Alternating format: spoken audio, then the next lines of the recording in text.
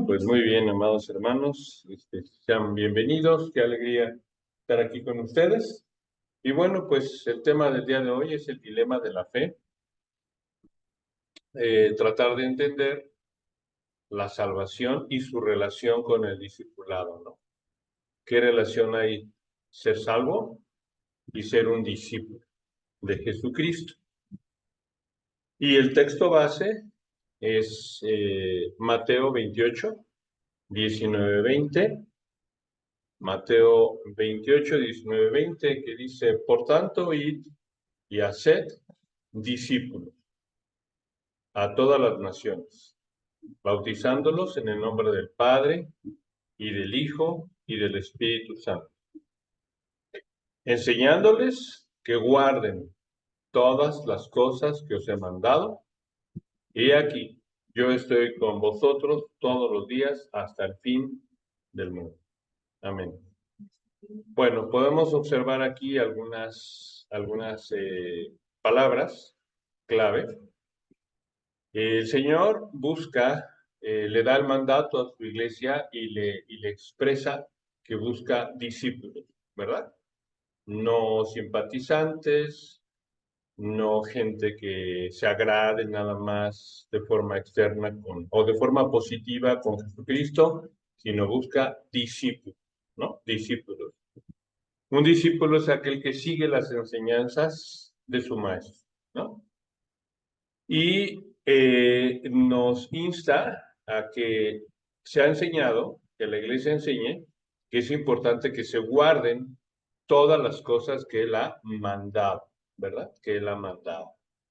Y también promete acompañarnos, estar con nosotros, ayudar hasta el fin del mundo, ¿cierto? Entonces, estas ideas, estas afirmaciones son importantes que las tengamos en cuenta. El Señor busca discípulos, ¿no? Es lo que Él está requiriendo.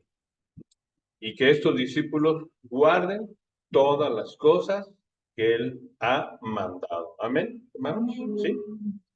Muy bien. Bueno, pues el día de hoy hay un evangelio diluido. Hay un evangelio en donde hay una falsa seguridad de salvación de muchos cristianos que creen ser salvos sin serlo, ¿no? Eh, hemos escuchado que se invita, ¿no?, a aceptar a Cristo como Salvador personal. Las iglesias, en algunas iglesias dicen, invita o acepta a Cristo como tu Salvador personal. Y bueno, aceptar y solamente verlo como Salvador. O bien pide a Jesús que entre en tu corazón, ¿no? Pide a Jesús que entre en tu corazón. Yo quisiera que recordáramos si en algún versículo bíblico habla acerca de esto, de invitar a que entre el corazón, o invitar a Cristo a que entre en tu vida. Si hay algún versículo que respalde estas afirmaciones, que comúnmente en el evangelismo se recitan, se repiten, ¿no? Invita a Cristo a que entre en tu vida, o toma una decisión por Cristo. Toma una decisión por Cristo y queda muy ambiguo, ¿no? ¿Qué es eso de toma una decisión por Cristo? Muchas veces hemos escuchado que algunas personas aceptan y es una decisión pues momentánea, ¿no? En ese momento deciden que sí, deciden por Cristo. O vamos a repetir esta oración, repítela conmigo y ya eres salvo, ¿no? O bien firma esta carta y ya con que hayas firmado estas líneas con puntos aquí anotados, si tú lo firmas ya eres salvo, ¿no? Es más, pasa al frente y bueno, con que hayas pasado al frente, ya, tú ya pasaste al frente en la iglesia, eres salvo, ¿no? O también que hayan tenido alguna experiencia. Es que yo vi, escuché cierta parte y el Señor me habló, ¿no? Dios me habló y ya soy salvo, porque tuve esa experiencia. Entonces, se dicen que no deben de dudar de su salvación, que dudar de su salvación es algo satánico. y que debe de rechazarse. Entonces, hemos visto algunos puntos de cómo en la iglesia, en las iglesias actuales evangélicas, se manejan algunas afirmaciones que es importante respaldar de manera bíblica. Es importante ver a la luz de las Escrituras si estas afirmaciones están bien expresadas y si son suficientes, ¿no? Si es suficiente estas afirmaciones para declarar la salvación del cristiano. Entonces, vemos cómo Jesucristo llama a ser discípulos, ¿no? Está llamando al discipulado. ¿Y qué significa ser discípulo? Seguirle, ¿verdad? Seguirle en todo tiempo, seguirle en obediencia sumisa, no o con rebeldía, hermano. ¿Se puede seguir a Cristo con rebeldía? Creo que no, ¿verdad? Entonces, y él hace hincapié en que es importante que haya el arrepentimiento de los pecados, ¿no? También es importante arrepentirse acerca de la concepción de él, de lo que él es, porque muchas veces no confiamos en Jesucristo como Señor, como Salvador. Es importante arrepentirnos de eso y abrazar, pues, la justicia, ¿no? Todo esto es una buena nueva, todo esto son buenas nuevas, porque liberarse del pecado es una buena nueva, hermano. Amén, ¿no? Ser librados del pecado es una buena nueva. Tener vida eterna al lado de Jesucristo es una buena nueva. Ser salvos del infierno es una buena nueva. Amén, ¿no? Entonces, es importante que lo que nosotros creamos estemos seguros, estemos conscientes de lo que afirmamos, de lo que creemos, para no engañarnos, ¿no? Pensando en que somos salvos. El Señor hacía con mucha claridad, señalaba la hipocresía en los fariseos, por ejemplo, ¿no? La condenaba e incluso rechazaba una religión superficial. Rechazaba a aquellos que realmente carecían de verdadera rectitud, ¿no? Que por fuera parecían rectos, decía sepulcros blanqueados, y sin embargo él los rechazaba, ¿no? No había una rectitud interior que respaldara su fe. Vamos a ver afirmaciones acerca de la salvación que nos da Jesucristo. Veamos Mateo 7, 21, 23. Dice, no todo el que me dice Señor, Señor, entrará en el reino de los cielos, sino el que hace la voluntad de mi Padre, que está en los cielos. Pone como condición el discipulado, pone como condición el hacer la voluntad del Padre. Y vean el siguiente párrafo, lo que dice, el siguiente versículo dice, muchos me dirán aquel día, Señor, Señor, ¿no profetizamos en tu nombre? ¿Y no echamos fuera demonios? ¿Y no hicimos muchos milagros? Una pregunta, hermanos, estas tres acciones de profetizar en el nombre de Jesucristo, de echar fuera demonios y de hacer milagros, ¿lo pueden hacer los ateos? ¿Lo pueden hacer los agnósticos? No. Estas cosas las hacen personas de la iglesia o que están dentro de las iglesias, ¿no? Echar fuera demonios, profetizar en el nombre de Jesucristo, ¿no? Hacer milagros.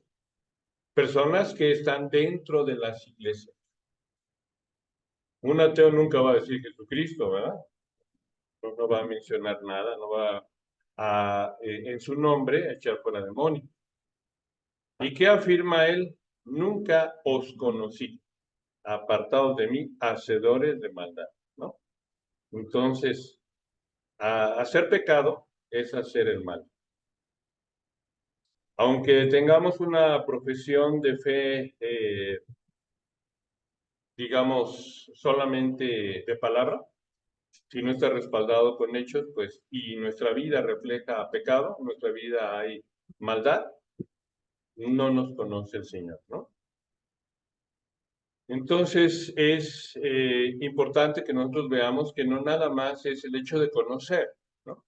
Intelectualmente.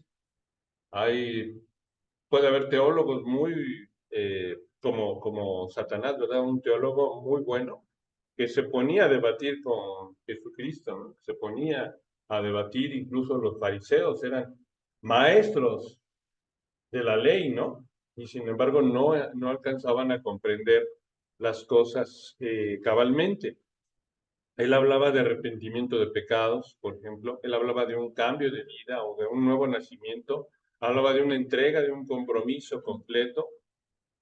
Hablaba de rendirse, de entregar su vida a Él, ¿verdad? Negándose a sí mismos.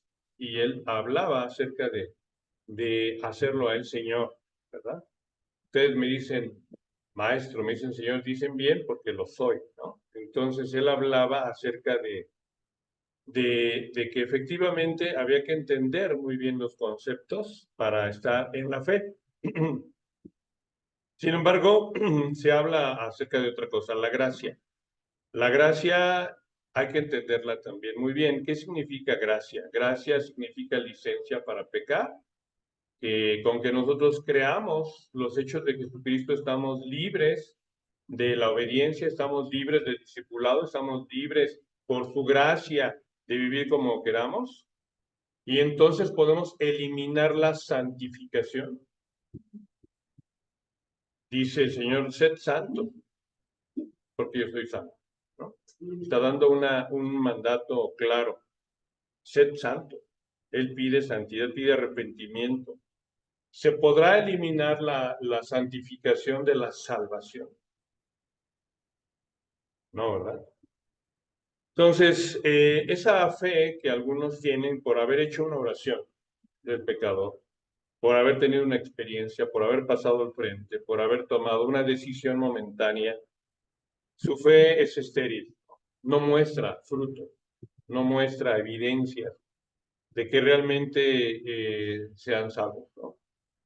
La salvación básicamente es salvación también del pecado. El Señor nos libra del pecado, de la esclavitud del pecado. Entonces, cuando nosotros no podemos dejar un pecado, habría que cuestionar nuestra salvación, porque realmente entonces el Señor no está a través de su Espíritu Santo santificándonos, ¿no? Entonces es importante que nosotros podamos ver si estamos en la fe. Por eso dice Pablo en 2 de Corintios 13:5, examinaos, examinaos a vosotros mismos si estáis en la fe. Probaos a vosotros mismos. ¿O no os conocéis a vosotros mismos? Que Jesucristo está en vosotros, a menos que estéis reprobados. Este versículo muchas veces lo hemos ignorado. Este versículo muchas veces no se le ha tomado con toda la importancia que merece. Es importante que nos examinemos. De hecho, la Santa Cena que hacemos es una invitación a examinar. Es una invitación a ver si estamos en la fe, a ver si podemos nosotros aprobarnos a nosotros mismos, ¿no? Viendo que Jesucristo está en nosotros. Es algo básico el poder analizarnos, el podernos examinar a nosotros mismos, ¿no? Una fe que no da por resultado una vida recta, una fe que no da por resultado una vida recta, es muerta. Una fe que no da por resultado una vida recta es muerta, ¿verdad? Es importante que tenga obras. La fe obra. Es una fe obediente, ¿no lo dice Santiago 2:17? Así también la fe sin las obras es muerta en sí misma, ¿verdad? Entonces, podemos ver que los que profesamos ser cristianos debemos de tener esos frutos de justicia en nuestra vida, ¿no? Ver qué bases tenemos para afirmar que estamos en la fe, qué frutos tenemos que podemos ver, ¿verdad?, de nuestra vida. Si podemos examinarnos y ver, bueno, yo tengo este arrepentimiento de estos pecados, yo me he vuelto de estos pecados, me he vuelto hacia el Señor, y entonces veo esos frutos de justicia, ¿no? Hacer ese examen importante personal para ver si estamos realmente guardando sus mandamientos, ¿no? Como dice él en 1 de Juan 2:4. El que dice, yo le conozco y no guarda sus mandamientos, el tal es un mentiroso y la verdad no está en él, ¿no? Entonces, una base para saber si estamos, aquí la pregunta, ¿verdad? De que Cristo está en vosotros. ¿Cómo podemos saber si Cristo está en nosotros? Dice 1 de Juan 2:4. El que dice yo le conozco y no guarda sus mandamientos, no está en él, ¿verdad? La verdad es mentiroso y la verdad no está en él. Entonces, ese tipo de examen es el que nos va a ver si estamos en la fe salvadora, si estamos en una fe que realmente esté con evidencias de salvación, con evidencias de que Jesucristo está en nosotros, ¿no? También Pablo nos dice en Romanos 8:29, porque a los que antes conoció también los predestinó para que fuesen hechos conforme a la imagen de su Hijo. Tenemos que conformarnos a la imagen de su Hijo Jesucristo, ¿no? Esa es la auténtica salvación. No nada más es justificación, sino también es santificación. Irnos amoldando, haciéndonos conforme a su Hijo, ¿no? No podemos separar la salvación, la regeneración, la santificación y luego la glorificación. No se puede separar, ¿no? La salvación sí es un suceso pasado, pero también es un evento continuo, ¿no? Un proceso continuo, que tenemos que estar viendo la obra de Dios, cómo nos va haciendo conforme a Él. Es importante. Amén, hermanos. Ir viendo cómo nos vamos pareciendo cada vez más al Señor. Entonces, esta parte también es una parte de ese examen, ver si estamos siendo conformados a la imagen de nuestro Señor. Nos estamos pareciendo cada vez más, o a quién nos estamos pareciendo antes como éramos, ¿no?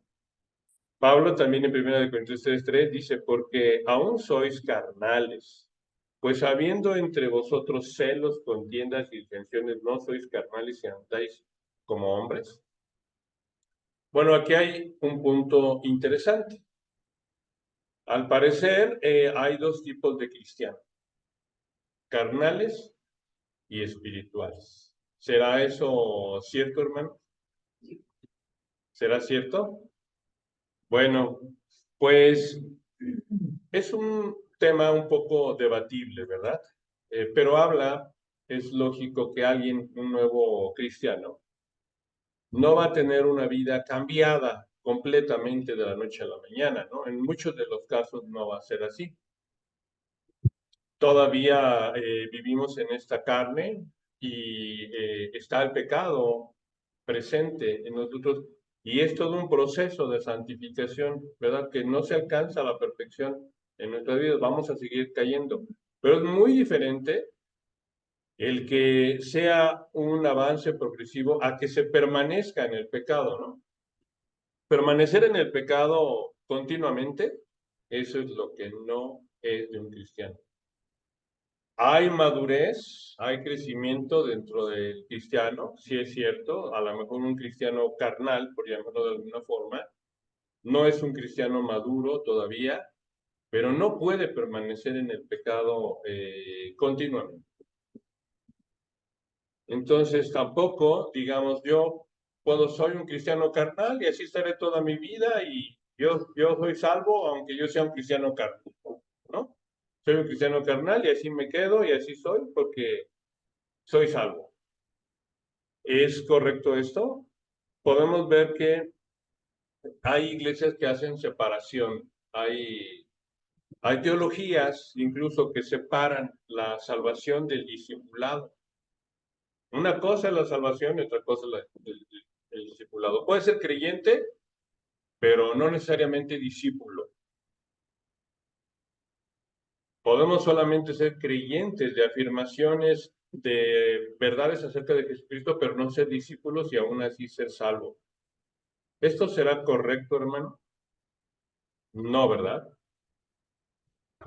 Un creyente también fundamentalmente es un discípulo. Era lo que el Señor quería, ¿cierto, hermano? No nos podemos quedar como creyentes fáciles en donde solamente asumamos los datos históricos de Jesucristo, pensamos que son verdad y ya con eso soy salvo.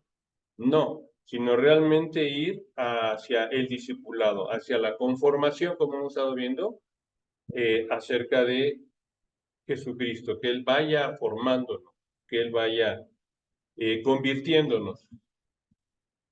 Qué dice Jesucristo en Mateo 5, 17 y 19? No penséis que he venido a abrogar la ley o los profetas. Escuchemos bien, hermano. No he venido a abrogar la ley, a quitar la ley o las afirmaciones de los profetas. No he venido a abrogar, sino a cumplir.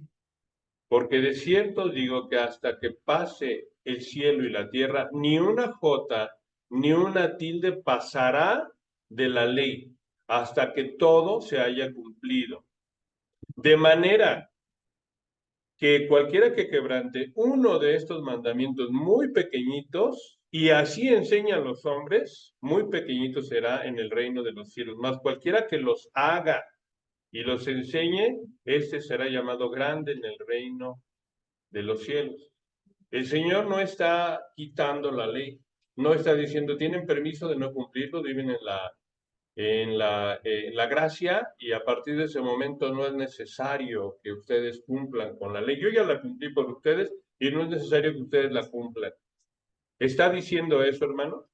Él está diciendo, de manera que cualquiera que quebrante uno de sus mandamientos muy pequeñitos y enseñe a los hombres muy pequeñitos será llamado en el reino de los cielos. Yo no he venido a abrogar, a derogar, he venido a cumplir. Y ni una jota ni una tilde pasará de la ley hasta que todo sea cumplido. Y en el Nuevo Testamento tenemos que cumplir la ley de Cristo. Todos los que estamos en Cristo tenemos una ley. No estamos sin ley, tenemos una ley. Recordémosla, por ejemplo, dice en Juan 13:34, un mandamiento nuevo os doy, que os améis unos a otros, como yo os he amado, que también os améis unos a otros. Este mandamiento también se ve en el Antiguo Testamento, ¿no? El amor que se debe de tener por nuestros semejantes. Sin embargo, aquí hay un nuevo mandamiento que dice, como yo os he amado. Eso es lo nuevo que el Jesucristo nos está dando.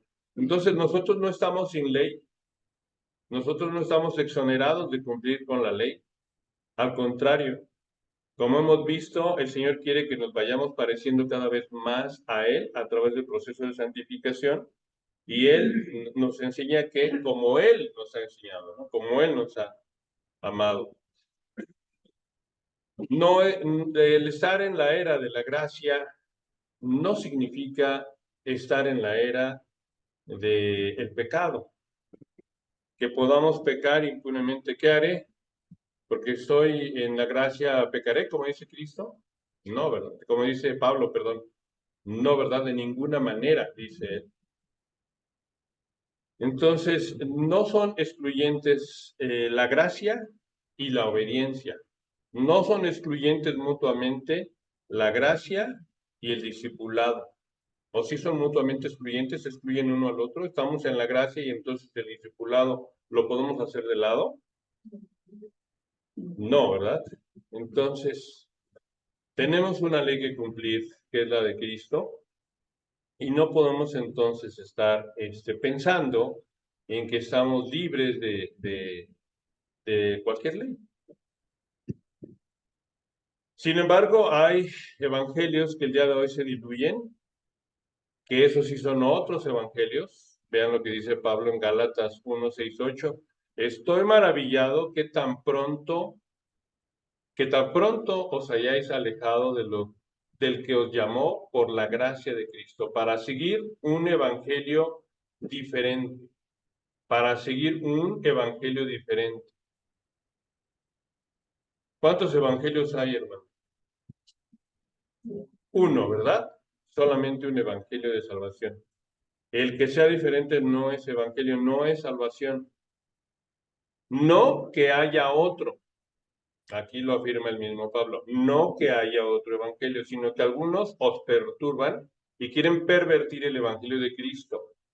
Mas si aún nosotros o un ángel del cielo os anunciare otro evangelio diferente del que os hemos anunciado, sea anatema, sea maldición, ¿no? Entonces, es importante que nosotros podamos ver este mensaje tal como es, que recordemos el evangelio que hemos aprendido de Jesucristo. El único mensaje que debemos de tener, proclamar y predicar es el evangelio de Jesucristo. De lo contrario, pues estamos en maldición, ¿verdad? Como podemos ver en palabras de Pablo. ¿Qué es lo que podemos afirmar? No se trata, hermanos, de separar a Cristo de sus dos oficios, hacerlo solo Salvador, pero quitarlo de ser Señor, ¿no? ¿Qué dice Hechos 2:36? Sepa pues ciertísimamente toda la casa de Israel que a este Jesús, a quien vosotros crucificasteis, Dios le ha hecho Señor y Cristo. ¿Quién lo hizo Señor, hermanos? Dios, ¿verdad? Una pregunta, ¿nosotros le hacemos Señor? ¿Nosotros le hacemos Señor? No, Él es Señor. ¿Por qué? Porque Dios le ha hecho Señor y Cristo. Y hay dos afirmaciones muy claras acerca de la salvación que hablan acerca de ver a Jesucristo como Señor. Veamos Hechos 16:31. Cree en el Señor Jesús y será salvo. ¿Verdad? La primera afirmación que estamos recordando es acerca de que cómo podemos ser salvos, acerca de creer en el Señor Jesús. La otra que platicábamos la semana pasada, Romanos 10:9, ¿verdad? Si confesares con tu boca que Jesús es el Señor y creyeres en tu corazón que Dios le levantó de los muertos, serás salvo. Entonces, dos afirmaciones de salvación, hablan de manera clara acerca de el Señor Jesús, ¿no? Del Señor Jesús. Quienes no le recibimos como Señor, somos culpables de rechazarle por lo que Él es. Él es Señor. Y Señor no significa nada más de nombre, no es como buenas tardes, Señor. Y ya. El afirmar Señor es algo grande. Afirmar Señor es que Él es Dios, que Él es el creador, que Él es nuestro dueño, que somos sus esclavos y que Él puede dirigirnos soberanamente como Él quiera y que nosotros estamos solamente para obedecerle, para seguirle. Es esencial, es básico que nosotros podamos ver esa autoridad que Él tiene y que la sigamos, que la obedezcamos, que la reconozcamos y sigamos en obediencia esa realidad que tenemos de Él. La fe está basada en la realidad de lo que Él es, ¿no? Él es el Señor. Y si en nuestra vida demuestra que efectivamente tenemos un Señor que dirige nuestras acciones, entonces estamos en la fe. No podemos negarlo con nuestros hechos. No podemos negarlos con nuestra desobediencia. Estamos mostrando incredulidad. Estamos mostrando rebeldía. Estamos mostrando que Él no es nuestro Señor. Nuestros hechos niegan lo que Él es. Así es de que si estamos en la fe, tenemos que mostrar en nuestra vida quién es nuestro Señor. Que le conocemos, ¿verdad? Que andamos como Él nos ha enseñado. Lucas, ¿qué dice Jesucristo en Lucas 2:11? Que os ha nacido hoy en la ciudad de David un Salvador, que es Cristo el Señor, ¿verdad? Veamos quién ha nacido. Vean las dos características de ese niño, ¿verdad? En la ciudad de David nace un Salvador, que es Cristo el Señor. Tiene sus dos oficios, ser Salvador y ser Señor. ¿Y qué significa ser Señor? Para nosotros, que nosotros estamos llamados a rendirnos a Él como nuestro Señor, que le ofrezcamos nuestra vida, ¿verdad? No podemos separarlo, no podemos separar sus dos realidades, ser Salvador y ser Señor, dice Pablo en 1 Corintios 1:13. ¿Acaso está dividido Cristo? Es Salvador, pero no es Señor. ¿Fue crucificado Pablo por vosotros o fuisteis bautizados en el nombre de Pablo?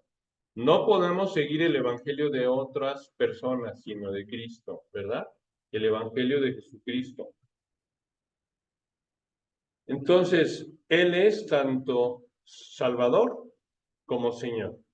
Y un creyente auténtico no lo va a discutir. Un creyente auténtico lo reconoce como Salvador y como Señor. Amén, hermanos. Son dos oficios diferentes, pero inseparables.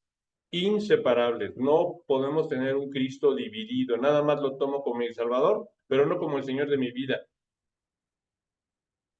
Y eso no significa añadirle a la fe obras.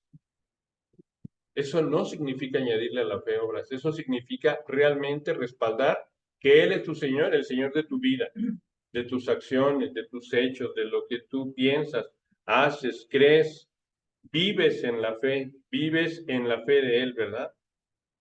No es añadirle a la fe obras.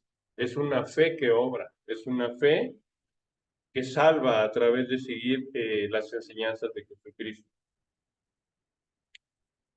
Significa entregarnos a Él completamente, porque recordemos, ¿verdad?, cómo hemos estado viendo que somos esclavos, que Él es nuestro Señor y que Él es nuestro Dios, y entonces es fundamental someternos. ¿O es opcional, hermanos? ¿Es opcional hacerlo a Él, Señor? ¿No podemos someternos ante su autoridad soberana?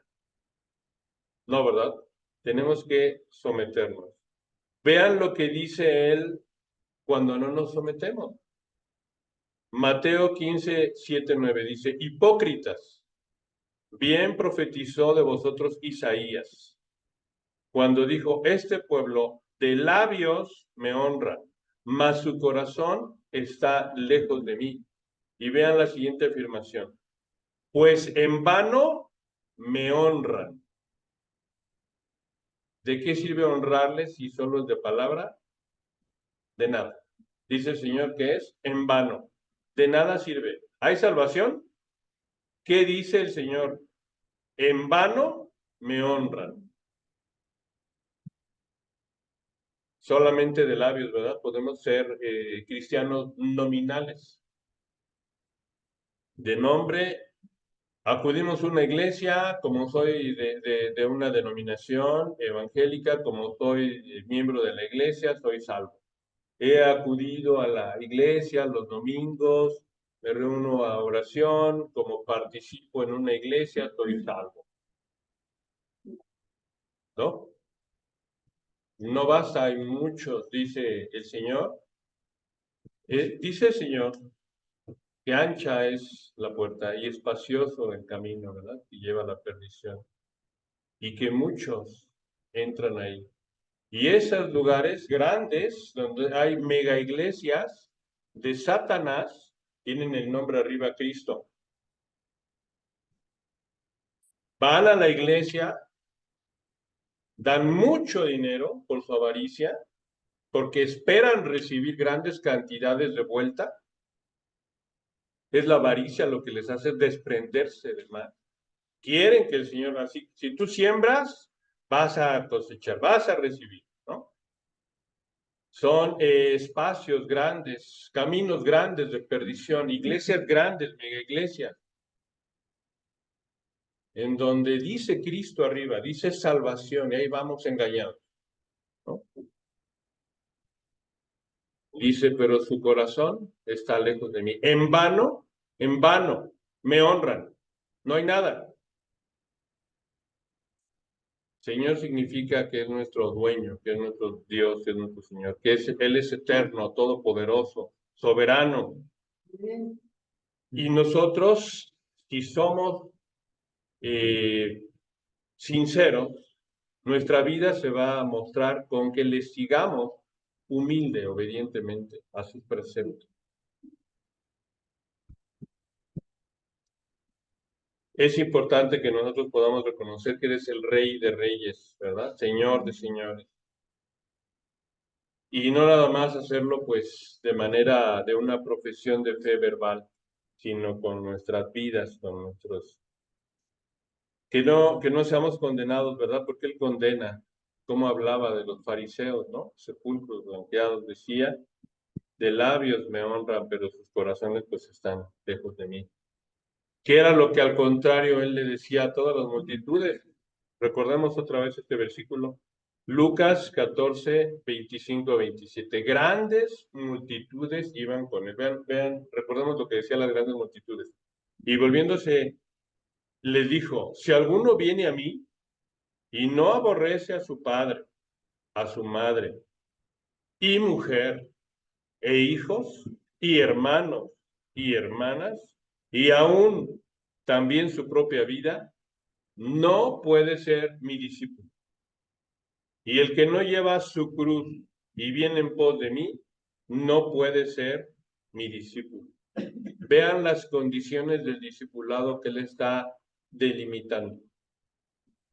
Que tenemos que amarlo a él más que a nuestra familia, más que a nosotros mismos. La cruz es un símbolo de tortura y de muerte. O es fácil, es agradable cargar la cruz y morir, es algo cómodo, es algo sencillo, es algo fácil la cruz, es renuncia. ¿Cuántas veces se tiene que cargar esa cruz? Todos los días, ¿verdad? Niéguese a sí mismo cada día y siga. Es una renuncia continua. El costo de estar en la fe es una entrega completa. No podemos nosotros agregar a Cristo a nuestra vida para enriquecerlo. Significa morir nosotros, significa anularnos nosotros completamente, eliminarnos, significa cambiar nuestra vida por la de Él. Señor, yo no valgo nada, yo no sirvo nada, yo no hago más que destruir, dañar a las personas. Por favor, ven a mí y dame a ti. Es un cambio nuestra vida por la de Él. Y estando Él en nuestra vida, increíble, maravilloso, ¿no? Nuestra vida cambia completamente. Es cambiar nuestra vida por la de Él. Si no lo entendemos, si no lo vemos así, el Evangelio no es algo para enriquecer, no es algo para mejorar nuestra vida nada más. No es algo, es un cambio radical, es una muerte, es una entrega completa, absoluta, todo el tiempo. Por eso las multitudes ya no lo seguían, porque Él es la puerta estrecha. Y como una puerta estrecha, tenemos que dejar atrás todo lo que es de valor para nosotros, posesiones, idolatría, todo, porque no cabe, no cabe, no entra.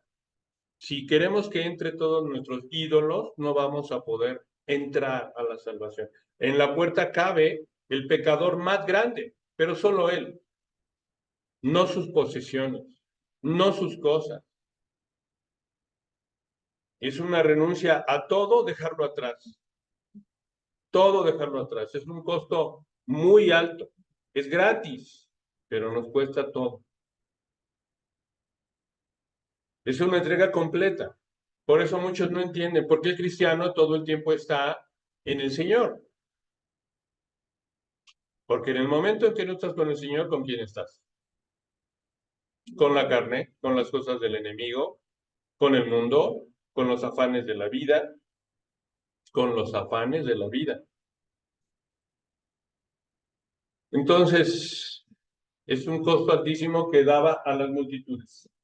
No nada más a ciertos discípulos que alcanzaron un nivel más alto de espiritualidad. No.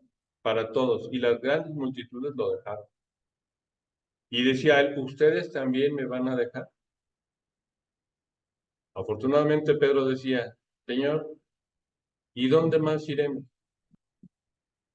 A ningún lado. Solamente tú tienes palabras de vida eterna. Amén.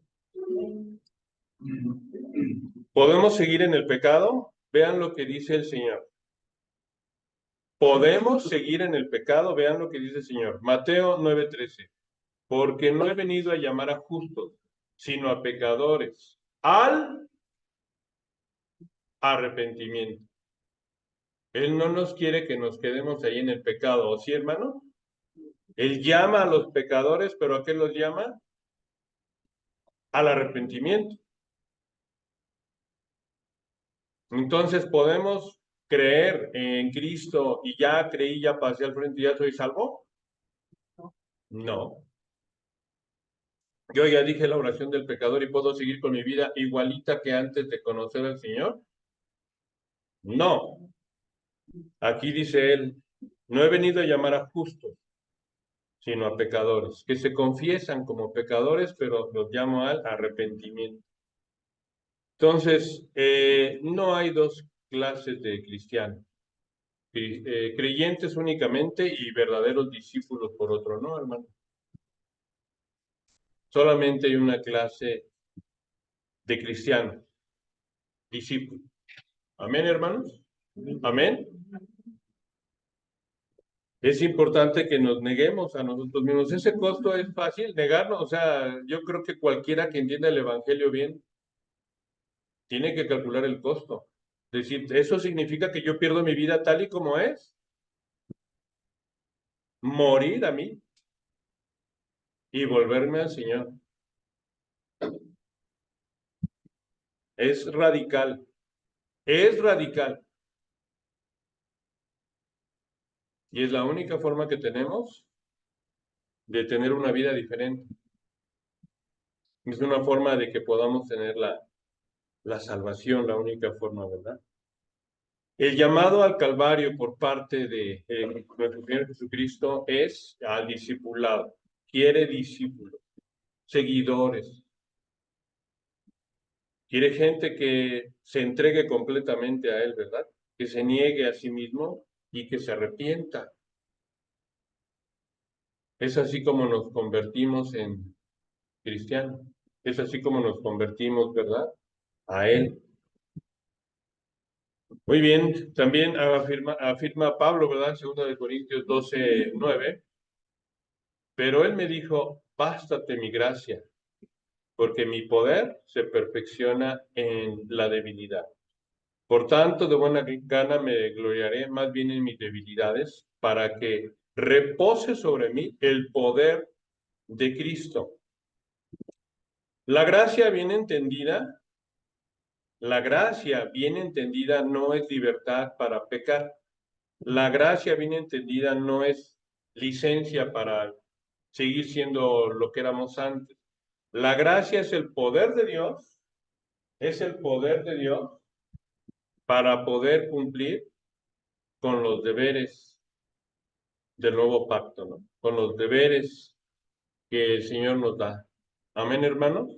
Yo no puedo, nosotros no podemos. No podemos, somos pecadores, no podemos dejar el pecado. Es algo que hace el Señor.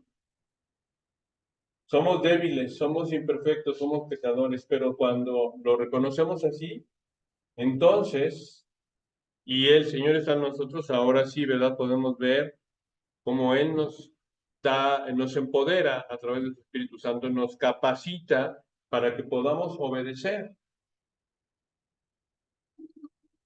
Vean lo que hace la fe. La fe obedece. Romanos 1:5. Y por quien recibimos la gracia y el apostolado para la obediencia a la fe. Amén, hermanos. ¿Qué se hace con la fe? La fe se obedece. Amén, hermanos. Recibimos la gracia para obedecer a la fe. Amén. La gracia igual que la fe, no son estáticas, son dinámicas. Van acompañadas de un arrepentimiento continuo, de una entrega completa, de una ansia de obedecer sobrenatural, porque Dios está con nosotros, ¿no? La fe se obedece, y eso es por gracia. Así es la gracia, nos capacita para obedecer, no para desobedecer. Amén, hermanos. Amén. Algo paradójico. Dice que su yugo es fácil, su carga ligera, pero como Él nos hace descansar llevando su yugo. Dice Mateo 11, 28, 29, yo os haré descansar, llevar mi yugo sobre vosotros. ¿Qué significa llevar el yugo? Que no podemos movernos a ningún otro lado que queramos, que tenemos que estar siempre con Él, ¿no? A donde Él se mueva, ahí vamos nosotros.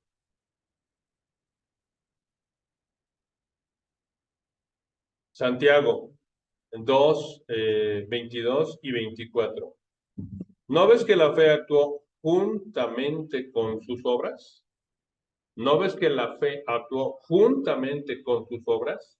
Y que la fe se perfeccionó por las obras. El hombre es justificado por las obras y no solamente por la fe. Amén. La fe se perfecciona por medio de las obras y la fe tiene sus obras. Entonces es importante ver que cuesta todo la salvación, aunque es gratuita, pero el Evangelio no lo confundamos con una gracia barata, no la confundamos con un credulismo fácil. Yo ya asisto, yo ya voy, pertenezco a una iglesia, estoy con el pastor fulanito de tal, y entonces soy salvo, estoy en la iglesia, soy cristiano, ¿no? No es un cristianismo nominal lo que nos va a salvar, ¿no? Tenemos que estar en el Señor en cada momento, ¿no? Dice, a lo mejor es algo físicamente difícil, pero espiritualmente da paz, da tranquilidad, da gozo. En el Señor está el gozo, la dicha. Así es estar en el Señor, ¿verdad? Hemos sido atraídos a Cristo y entonces nos alejamos de todo lo demás. Amén, hermanos. Amén. Amén. ¿Qué dice Romanos 16, 26? Ha sido manifestado ahora y que por las escrituras de los profetas, según el mandamiento de Dios eterno, se ha dado a conocer a todas las generaciones para que obedezcan a la fe. La fe se obedece, ¿verdad?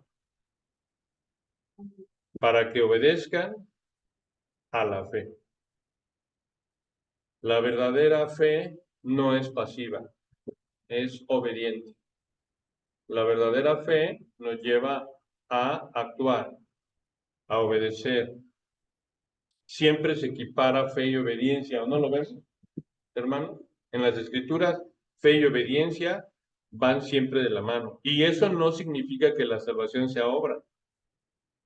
Dios nos hace obrar. El Señor, si está en nosotros, Él hace la obra. Él nos santifica. Él nos da la fe y nos capacita para poder crecer en obediencia. Amén, hermanos. Amén. Juan 6:26. Respondió Jesús y les dijo, esta es la obra de Dios. Esta es la obra de Dios, que creáis en el que Él ha enviado. ¿De quién es la fe, hermanos? ¿De Dios? Sí. Ni siquiera, ¿y de quién es la obra? Es la obra de Dios, no de nosotros. Por eso Pablo dice en Efesios 2, 8, 9, porque por gracia sois salvos, por medio de la fe. Y esto no de vosotros, pues es un don, un regalo de Dios, no por obras para que nadie se gloríe. Jesús llama obra al acto de creer, pero es una obra no humana, sino es una obra de la gracia de Dios en nosotros. Amén. Y la salvación por fe no elimina las obras, ¿o sí? No, ¿verdad? Sí elimina las obras que son producto del hombre, de solo esfuerzo humano, esas sí están eliminadas. Siempre el esfuerzo, ¿verdad?, humano queda de lado, no es suficiente. El cielo es tan grande, el cielo es tan increíble, tan maravilloso, tan inconcebible, es tan inimaginable, que el hombre más santo no lo merece. Es un regalo tan costoso, tan infinitamente costoso, que siempre nos quedamos cortos. El mejor hombre que haya existido, con sus mejores obras de fe y de obediencia, no alcanza a pagar lo que va a tener por la gracia de Dios. Imagínense qué grande será el cielo, hermano. Y lo que nos pide nada más es lo que tenemos. ¿Tú cuánto tienes? Pásate. ¿Tú cuánto tienes? Habrá quien tenga mucho y habrá quien no tenga nada, como yo. Y a todos nos recibe el Señor, solamente entregando todo lo que cada uno de nosotros tiene. Hay gente que tiene muchos dones. Lo que traigamos, Él lo recibe, ¿no? Dice, al que a mí viene, yo no lo he hecho fuera. Pero tenemos que entregarnos a nosotros con lo que tenemos. ¿Y qué se va a recibir? Algo inimaginable, algo maravilloso. ¿Que con qué obras el mejor de los hombres lo puede comprar? Se va a quedar, no, no puede ser increíble. No, pues yo no hice nada para. Mis obras no son nada al lado de esto. Increíble. Todo es por el don de Dios, ¿no? Todo lo hace el Señor. El Señor produce el arrepentimiento, la fe, la santificación, la entrega, la obediencia, todo es su obra. Somos como movidos por el Espíritu Santo, ¿no? Él hace la obra. Pero si nosotros no estamos haciendo la obra, el Espíritu no está en nosotros. No estamos en la fe y no somos salvos. No nos está moviendo el espíritu de la obediencia. Por eso Pedro decía, ¿verdad? En 1 de Juan 2:1, hijitos míos, estas cosas os escribo para que no pequéis. No nos da permiso de pecar la palabra de Dios, para que no pequéis, ¿no? Pero sabe que no somos perfectos. Y si pecáis, abogado tenemos para con el Padre, a Jesucristo el justo. Es un proceso de santificación, pero no puede detenerse por completo, ¿verdad, hermanos? Primera de Tesalonicenses 5:13. Vean lo que hace el Señor. Y el mismo Dios de paz os santifique por completo. ¿De quién es la obra de santificación? ¿De quién es la obra de santificación? Dice aquí, y el mismo Dios de paz os santifique por completo.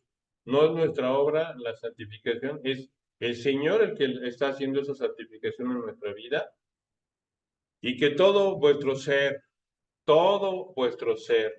espíritu, alma y cuerpo sea guardado irreprensible para la venida de nuestro Señor Jesucristo. Pide que todo sea santificado, ¿no? Espíritu, alma y cuerpo. Y Él es Dios el que nos santifica por completo. Amén, hermanos, no es nuestra obra. O sea, si no estamos en santificación progresiva, podemos dudar de nuestra salvación. Nunca la tuvimos. La evidencia no es una afirmación que hayas hecho en el pasado. No es una oración que has hecho en el pasado para que digas, la salvación no se pierde, soy salvo. No, es la evidencia de ver, no una experiencia pasada, sino la presencia de Dios en tu vida o en nuestra vida que nos está santificando. Que Dios está obrando en nosotros y que continuará perfeccionándola hasta el día de Cristo. Por último, veamos cuál es la voluntad. Decíamos, el Señor envía a la iglesia a que haga discípulos, ¿verdad? ¿Y qué es lo que espera de nosotros? Mateo 10, 25. Bástele al discípulo ser como su maestro. Quiere que los discípulos sean como su maestro, ¿no? Y al siervo como su señor. Amén. Entonces, estamos llamados, hermanos, a sí no seguir, no quedarnos como pecadores que somos, no porque hayamos hecho una profesión verbal de fe y hayamos pasado al frente una oración o alguna obra, ya digamos que seamos salvos, ¿no? Tiene que ser un proceso de entrega completa y la meta que Él nos pone, bástale al discípulo ser como su maestro. Esa es la voluntad de Dios para con nosotros y pues que el Señor nos ayude, ¿verdad? Nosotros no podemos, no es el que corre, es por la voluntad del Padre, ¿verdad? Pues muy bien, amados hermanos, vamos a terminar y les quiero invitar a